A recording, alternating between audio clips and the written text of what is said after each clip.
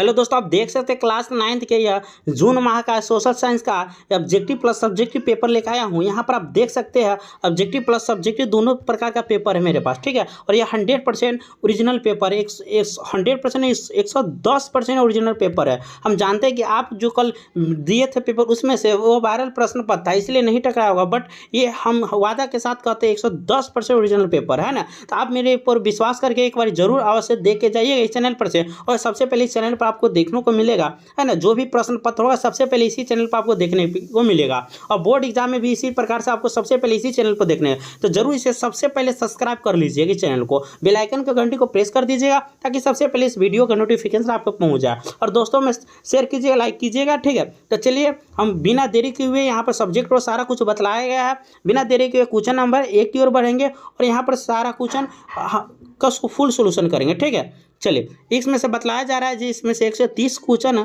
दिया हुआ, जिसमें से मात्र 24 क्वेश्चन के ही उत्तर देना है, ठीक है। इस प्रकार से पहला नंबर क्वेश्चन, अमेरिकी स्वतंत्रता संग्राम में अमेरिका का सैनिकपति कौन था? तो देखिए, कार्नवालिस कर्जन था, जॉर्ज वाशिंगटन था, क्लाइव था या रॉबर्ट क्लाइव था। तो एक का करेक्ट ऑप्शन नंबर सी होगा, है ना, जॉर्ज वाशिंगटन था। अमेरिकी स्वतंत्रता संग्राम के क्रांति के समय अमेरिका का सेनापति जॉर्ज वाशिंगटन था। अगले क्वेश्चन के ऊपर यहाँ पर देख सकते हैं, संयुक्त राज्य अमेरिका का संविधान कब लागू हुआ था? तो इसका करेक्ट ऑप्शन नंबर बी हुआ है, 1789 में संयुक्त राष्ट्र अमेरिका का संविधान लागू हो चुका था, है ना।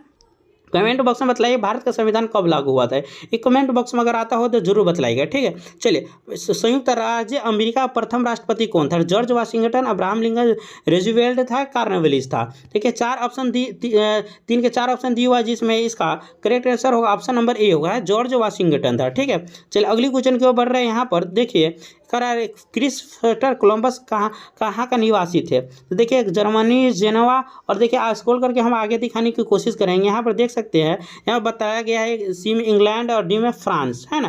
तो इसका राइट आंसर ऑप्शन होगा स्पेन होगा, है ना। यहाँ पर इसमें ऑप्शन ही नहीं दिया हुआ है, स्पेन इसका करेक्ट आंसर होने जा रहा है, ठीक है। स्पेन इसका करेक्ट आंसर होगा, लेकिन इसमें ऑप्शन नहीं दिया हुआ है, मिस प्रिंट के कारण हो चुका है, ठीक है। स्पेन होगा, स्पेन। चलिए अगली क्वेश्चन इस तरह से हम देख सकते हैं, फिलाडेल्फिया प्रथम सम्मेलन कहाँ हुआ था? जैसे कि 4 ऑप्शन दी हुआ है, इसमें से देखिए करेक्ट इसका आंसर होगा बी होगा, है ना, 5 सितंबर 1774 में हुआ था। अगली क्वेश्चन के ऊपर है, अमेरिकी स्वतंत्रता संग्राम के तत्कालीन कारण क्या था? जैसे भारत में तत्कालीन कारण क्या था स्वतंत्रता संग्राम? तो चरीबा कारतूस के कारण तत्कालीन कारण था। उसी प्रकार से अमेरिका में जब स्वतंत्रता संग्राम हुआ तो उसमें तत्कालीन कारण पूछ रहा क्या था? पेरिस की संधि, बोस्टन की पार्टी, क्यूबेक एक्ट की पार्टी, स्टार्वेन एक्ट की पार्टी। देखिए 6 के correct answer option number B होगा, बोस्टन की पार्टी इसमें तत्कालिक कारण बना था, ठीक है। चलिए अगली क्वेश्चन के ऊपर, यहाँ पर संयुक्त राज्य अमेरिका की राजधानी कहाँ है? तो आप जानते होइएगा, संयुक्त राज्य अमेरिका की राजधानी हम लोग बच्चे से पढ़ते वाशिंगटन है। कहाँ? वाशिंगटन DC है, ठीक है। अगली क्वेश्चन के ऊपर यहाँ पर देख सकते हैं, देखिए स्क्रॉल करके ऊपर ले जा रहे हैं हम और दिखाने की कोशिश कर रहे हैं। यहाँ पर देखिए 8 नंबर को, लोकतंत्र में शासन कौन करता है? जनता करता है, सैनिक करता है, न्यायाधीश करता है, चुनाव करता है? लोकतंत्र में देखिए, लोकतंत्र में शासन कौन करता है? जनता करता है। लोकतंत्र किसने कहा था? ये आप जरूर कमेंट बॉक्स में अगर जानते हो तो बतलाइएगा, ठीक है। नहीं जानते हो कोई बात नहीं, और जानते हो तो लोकतंत्र में जनता के द्वारा किसने कहा था, जरूर कमेंट बॉक्स में बतलाइएगा। अब्राहम लिंकन किस देश के राष्ट्रपति थे? भारत, फ्रांस, अमेरिका और नेपाल। तो 4 ऑप्शन दिए गया हुआ है, जिसमें से आपको बतला सकते हैं अब्राहम लिंकन, है ना, कहाँ? अमेरिका के राष्ट्रपति थे। Option number C correct answer होगा। लेकिन कौन सा लोकतंत्र के लिए आवश्यक है? न्याय लोकतंत्र स्वतंत्र होने, चुनाव निष्पक्ष होनी चाहिए, लोगों की चुनी गई सरकार होनी चाहिए, इनमें सभी। इसका करेक्ट ऑप्शन नंबर डी, इनमें सभी होनी चाहिए, ठीक है। चलिए अगली क्वेश्चन के ऊपर यहाँ पर देख सकते हैं, 11 नंबर क्वेश्चन क्या कह रहा? लोकतंत्र में किसका विकास नहीं हो पाता? नैतिकों की, चरित्र का, भ्रष्टाचार का, बंधुत्व का। तो 11 करेक्ट आंसर होगा ऑप्शन नंबर डी हुआ। इसका करेक्ट ऑप्शन में बंधुत्व का विकास नहीं हो पाता, ठीक है। इसी प्रकार से भारत वर्तमान समय प्रत्यक्ष लोकतंत्र किस देश में है? प्रत्यक्ष लोकतंत्र, जहां डायरेक्ट चुनाव होती है उसे प्रत्यक्ष लोकतंत्र कहा जाता है। सी देखिए, यहाँ पर बतलाया गया प्रत्येक लोकतंत्र यहाँ पर देखिए, यहाँ पर हाँ, यहाँ पर 12 नंबर प्रश्न में वर्तमान प्रत्यक्ष लोकतंत्र किस देश में? ब्रिटेन है, स्विट्जरलैंड, अमेरिका है, फ्रांस है। तो 12 का correct answer option number B होगा है। स्विट्जरलैंड में डायरेक्ट चुनाव, वहाँ की जनता डायरेक्ट सरकार को चुनती है, ठीक। चलिए यहाँ पर 13 नंबर के निम्न से कौन लोकतंत्र शासन व्यवस्था वाला देश है? चीन है, भारत है, अमेरिका है, ए बी दोनों है। तो 13 का करेक्ट आंसर होगा ऑप्शन नंबर डी होगा, है ना। A B D A B और सी दोनों होगा। चलिए अगली क्वेश्चन को बढ़ रहे हैं यहाँ पर फटाफट आप देखते रहिए। 14 नंबर क्वेश्चन क्या कह रहा है? निम्नलिखित में कौन सा कार्य शासन है? तो नीति निर्धारण, कानून निर्माण, जनता का साक्षरता, इनमें सभी। तो देखिए 14 करेक्ट ऑप्शन नंबर डी इसका करेक्ट आंसर होगा, ठीक है। इनमें सभी होगा, है ना। शासन का कार्य सभी करता है, ठीक है। चलिए इस तरह से स्क्रॉल करके हम ऊपर ले जा रहे हैं और 15 नंबर क्वेश्चन दिखाएंगे। देखिए यहाँ से 15 नंबर क्वेश्चन क्या कह रहा है? अगर बात में सबसे प्राचीन भूखंड कहाँ है? प्रायद्वीपीय पठार, तटीय मैदान, गंगा का मैदान या उत्तर का पर्वतीय भाग है। तो 4 ऑप्शन दिया हुआ जिसमें इसका करेक्ट ऑप्शन नंबर प्रायद्वीपीय का पठार है, सबसे प्राचीन सबसे पुराना पठार है। ऑप्शन नंबर ए इसका करेक्ट आंसर होगा, ठीक। चलिए अगली क्वेश्चन के बढ़ रहे यहाँ पर। निम्न कौन सा हिमालय का उत्तर में स्थित है? अरावली है, पोटकोई है, काराकोरम है या हिंदकुश है। तो 16 के देखिए 16 के डी करेक्ट आंसर हिंदकुश है, ठीक है। हिंदकुश डी आंसर होगा। इस तरह से निम्नलिखित में कौन सा चोटी भारत में स्थित नहीं है? केटू, नंगा पर्वत या नंदा देवी या माउंट एवरेस्ट। तो आप जानते हिएगा माउंट एवरेस्ट कहाँ? नेपाल में है। तो यही इसका करेक्ट आंसर होगा, ये भारत में स्थित नहीं, ठीक। चलिए अगली कुछ स्क्रॉल करके हम ऊपर जा रहे हैं और देख ही रहे हैं। देखिए 18 नंबर क्वेश्चन यहाँ पर हम देख सकते हैं। 18 नंबर क्या कर रहा है? महेंद्री कहाँ स्थित है? तो तमिलनाडु में, आंध्र प्रदेश में, ओडिशा में, बिहार में। तो 18 का करेक्ट आंसर होगा ऑप्शन नंबर सी होगा, है ना। ओडिशा में ये स्थित है। चलिए अगली क्वेश्चन के ऊपर रहे, ऊँटी क्या है? तो ऊँटी देखिए एक में पशु पक्षी नदी है, दक्षिणी भारत के पर्वतीय नगर है। तो यहाँ पर देखिए 19 का करेक्ट आंसर होगा ऑप्शन नंबर डी होगा, है ना। यह दक्षिण भारत के पर्वतीय नगर, लेकिन सुनने से यह पता चलता है यह पशु नहीं दोस्तों, यह दक्षिण भारत के पर्वतीय नगर है। स्क्रॉल करके ऊपर जा रहे हैं हम लोग, देख रही 20 नंबर क्वेश्चन क्या कर रहा है? लक्षद्वीप कहाँ स्थित है? तो लक्षद्वीप आप बतला सकते हैं यहाँ पर, अगर जानकारी है तो जरूर बतलाइएगा, नहीं तो आप लक्षद्वीप आप जानते हैं अरब सागर में स्थित है ना। 20 का एक करेक्ट आंसर होगा, ठीक। चलिए अगली क्वेश्चन के ऊपर यहाँ पर भारत हिमालय का सर्वोच्च ऊंची चोटी क्या है? नंगा पर्वत, माउंट एवरेस्ट, नंदा देवी या कंचनजंगा। तो देखिए 21 का correct answer option number D होगा, है कंचनजंगा होगा।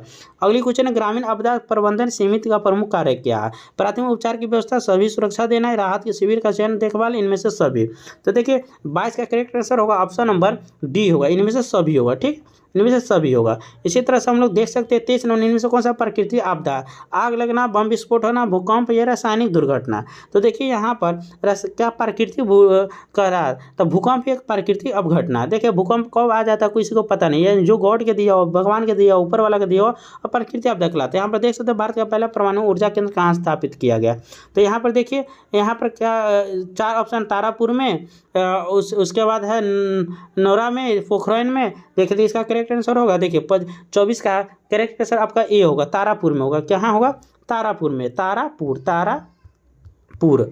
चलिए अगली क्वेश्चन के ऊपर है, यहाँ पर देख सकते हैं पश्चिम मनुष्य का मूलभूत आवश्यकता क्या होता है? भोजन, वस्त्र, मकान, इनमें सभी होगा। डी इसका करेक्ट आंसर होगा, ठीक। इस तरह से हम 26 नंबर भारत में सर्वप्रथम जनगणना कब हुई थी? तो आप जानते हो सर्वप्रथम जनगणना 1900 देखिए 1826 का करेक्ट आंसर होगा 1872 में हुआ था। और ये जनगणना हर 10 साल पर होती है, हर 10 वर्ष। तो आप बतलाइएगा अंतिम जनगणना कमेंट बॉक्स में जरूर बतलाइएगा, और जानते हो अंतिम जनगणना कब हुई थी, लास्ट जनगणना कब हुई थी। इनमें कौन सा मानवीय पूंजी नहीं है? स्वास्थ्य है, प्रशिक्षण है, अकुशलता है, प्रबंधन है। तो देखिए यहाँ पर 27 का करेक्ट आंसर होगा ऑप्शन नंबर है ना सी होगा, ठीक है, अकुशलता होगा। चलिए जनगणना 2001 के अनुसार भारत की साक्षरता दर कितनी थी? यानी एक में साक्षरता भारत में कितने आदमी पढ़े लिखे थे, ये क्वेश्चन पूछ रहा था। एक में 65.4%, कितना? 65.4% आदमी पढ़े लिखे मिले थे। चलिए इस तरह से हम लोग देख सकते हैं। यहाँ पर देखिए 29 नंबर क्वेश्चन क्या कर रहा है? बिहार के एक ही जिले में जनसंख्या सबसे अधिक है। तो आप जानते हो ये पटना में सबसे अधिक है। बिहार की राजधानी कहाँ है? पटना। तो इसका correct answer option number A होगा, ठीक। चलिए इस तरह से आप देख सकते हैं बिहार में जनसंख्या वृद्धि का कारण क्या है? गरीबी है, अत्याधिक जनसंख्या, अशिक्षा, इनमें सभी होगा। तो 30 का correct answer option number D गरीबी, इनमें सभी होगा, है ना।